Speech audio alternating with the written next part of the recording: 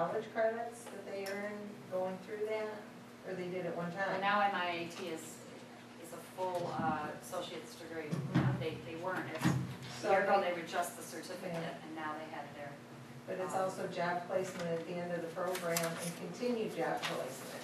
Yes. So, for the student that wants hands-on, perfect place. All right, any more discussion? All those in favor? Aye. Those opposed? Motion carries. Approval of revised elevated dress code. Mr. President, I move that the Willow Run Board of Education approve the revised elevated dress code for Willow Run High School students beginning with the 2012-2013 school year. Support. It has been moved and supported that the Willow Run Board of Education approve the revised elevated dress code for Willow Run High School students beginning with the 2012-2013 school year. Discussion. We have this revision here. Mrs. Pennington is here also if you have any questions regarding the dress code in particularly, but we have it on the agenda because we had included in the motion middle school and high school. Then it was ILC, it was the 8th graders because they were our transition year into the high school. Now that they're still physically located in the ILC, but a little less a part of the high school, we don't want to separate the children like that when it comes to the dress code with the 8th graders. So we're kind of leaning away from that with the 8th graders this year, and we just wanted to make sure that we stay to following policy. But the 8th graders are included. The 8th graders would not be included. That's why we're bringing, because Well, why don't we have a dress code for the intermediate one? Charles, can you help us? I'm not sure how that came about, why we did not include the 5th and 6th graders back then. We thought that at the time it would have been too abrupt, being that we didn't have any dress codes in elementary, so we never did really have a lot of discussion around a 5, 6, 7 dress code. So we did an 8th grade, the transition to the high school. We didn't want to make a major change with the restructuring to have all 5, 6, 7. It was a little late in the game to make that decision at the time we were talking about it. So. That's right, thank you. That was when the 6th graders were in the elementaries, and then we went into the intermediate learning center. Yes. I see one of the things that's listed here is it says underwear as outerwear. If underwear is under but still exposed, does that count it as being outerwear? You'd have to ask Mrs. Pennington that question.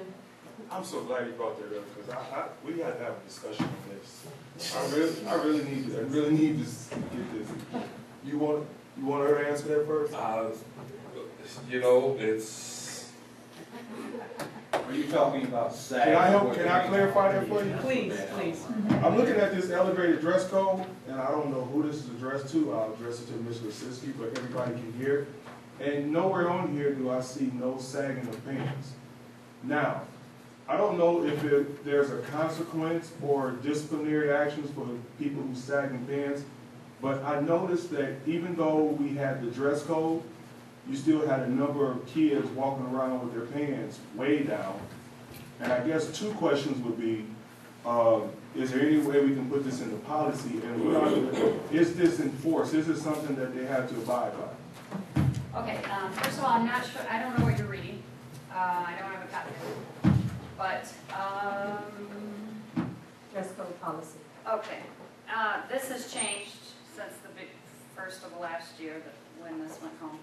And sagging is on everything that we print now. So it's hoodies, so are jeggings and things that I had not heard of, that kids had heard of. So it changes as they come up with new fads. And I never knew what a jegging was until I didn't put it into the policy. Now it's in the policy because we are discovering what those things are. They are skin-tight leggings with thicker material. So it's like wearing your exercise leggings, like a second pair of, Oh, the yoga layer of pants? skin. Bingo. Like yoga pants, but thicker. And they make them in jean material, polyester and everything. So they call them jeggings, because they could be a jean material, but they are just like a legging. Sagging is still an issue with many kids. With many kids it isn't. Some of our boys don't sag when they wear Dockers and Dickies, like they do when they wear their jeans. Some of them still do. It is a daily issue. We talk to kids daily about it. They are written up. They are given referrals for sagging. We call home. We've done the zip tie things to bring them up, or we make them change. We now have a social worker office full of clothes. If you'd like to donate to that, that'd be great, because we run out. I've got some used suspenders at home. Suspenders will work. Sagging is still an issue, and yes, it's addressed daily. The dress code wasn't just to resolve sagging. It was, of course, to dress professionally so that we perform professionally, but it's, we had as many issues with girls showing breasts and bellies and behinds as we did with young men sagging. So it's solved a lot of that issue too. I guess my next question would be, because even if they're written up, it seems that the kids still do it anyway. Do we think the consequence is not stiff enough? Because I don't know how other places do it, but I'm pretty sure it's not allowed. I don't know how other places do it. I'm sure it happens in other places Right. like it does here, but we have been pretty consistent on the sagging thing with young men. I could name the repeat offenders, the ones that we have to talk to every day. Maybe we haven't been as forceful as we could be, but then I get into a philosophical battle of, do I want them in school or do I want them suspended sitting at home because of sagging? So we have some work to do as a staff on that, and coming up with a policy of first offense, second offense, third offense, Saturday on the detention. sagging. Uh, We do Saturday detention as well. So, Some of the issue has been some staff recognizing who's not in dress code the minute they walk into the door of their classroom, and some staff still not recognizing that. And that is a constant. So it's so all, you mean by, what you mean Work by in not progress. recognizing it? Can you explain to me what you mean by not recognizing it? A teacher, some teachers are on it. They see a kid with no collar or with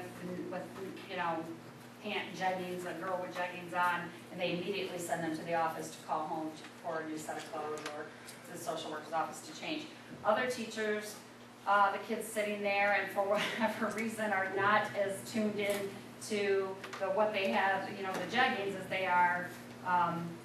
So we've discussed that at several staff meetings, and have staff members who just honestly say, Kelly, so I'm busy doing these things and teaching, and I gotta get better at that. So we are holding each other accountable for making sure that, somebody like me doesn't have to sit in the office and be the bad cop every time a kid says, well, my first hour teacher didn't notice, but my second hour teacher did. Maybe we need to have a fashion show at both the Welcome Back breakfast for the teachers We do that. and We do that on the first day of school and orientation in the also gym. for the student orientation. You do a fashion show. We Okay. absolutely do. We plant kids in the audience and staff members that end up coming down and parading for the rest of the student body, especially the incoming freshmen, and show them what's acceptable and what isn't. Very good. has any more thought been going towards ID cards for all students again? We did do that for quite a while, and it's gone by the wayside. We have not done that since I've been at the high school. I do recall hearing that was done when Dr. Jenkins was here, and that there were many kids sent home on a daily basis because they didn't have ID cards. I don't know if having my ID when I walk in is. It's all part of learning, though, the acceptability when you go into the workplace. I mean, most of us here who have jobs that require them If I don't I have think one, our culture speaks to being small and a sort of